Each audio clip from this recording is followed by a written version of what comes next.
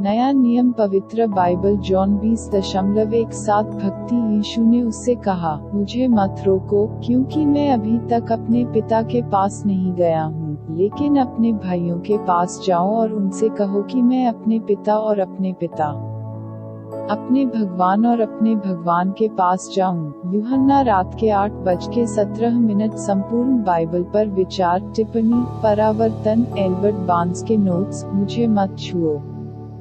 इस मार्ग ने कई तरह की व्याख्याओं को जन्म दिया है। यीशु ने मांग की कि थॉमस उसे जॉन रात के 8:27 में स्पर्श करें, और यह निर्धारित करना मुश्किल है कि उसने मैरी के लिए अब इसे क्यों मना किया है। थॉमस के ऐसा करने का कारण यह था कि उन्हें संदेह था कि उन्हें जीवन के लिए बहाल किया गया था। मारिया को उस पर शक नहीं हुआ।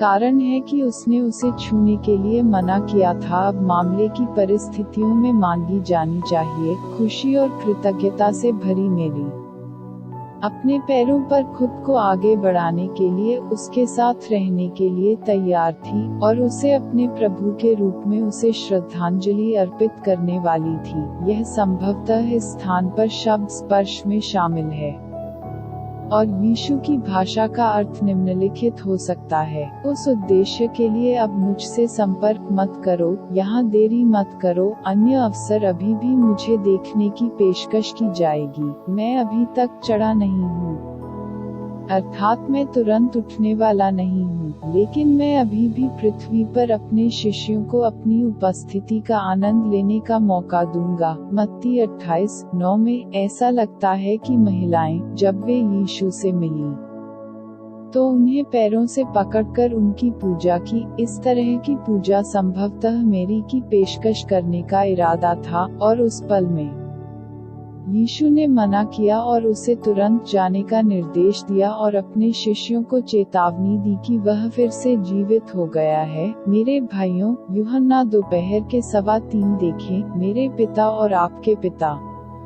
कुछ भी निश्चित नहीं था कि आपको यह सुनिश्चित करने के लिए पर्याप्त आराम मिले कि यह भगवान उनका था, और यद्यपि वह मारा गया था, वे अभी भी एक ही पिता और भगवान के लिए अटूट रूप से एकजुट थे। संक्षेप में, जीसस क्राइस्ट जो उठे हुए हैं, मांस के अनुसार इस दुनिया में नहीं मांगे जाने वाले हैं, लेकिन विश्वास से स्वर्ग में जहां वह हमारे सामने थे, अपने भाइयों द्वारा, वह अपने शिष्यों का मतलब है।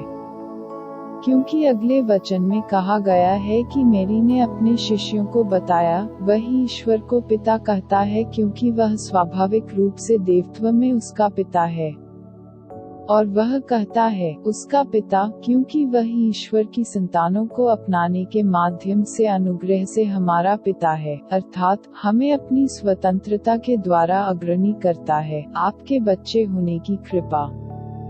एपिफेन्स, विश्वास की स्वीकारोक्ति। मैं अपने पाप को स्वीकार करता हूँ और उसकी क्षमा मांगता हूँ, और मुझे सभी निंदा से उद्धार करता हूँ। मैं यीशु मसीह को अपने एकमात्र और कुशल उद्धारकर्ता और मेरे जीवन के भगवान के रूप में पहचानता हूँ। जीवन की पुस्तक में मेरा नाम लिखता हूँ।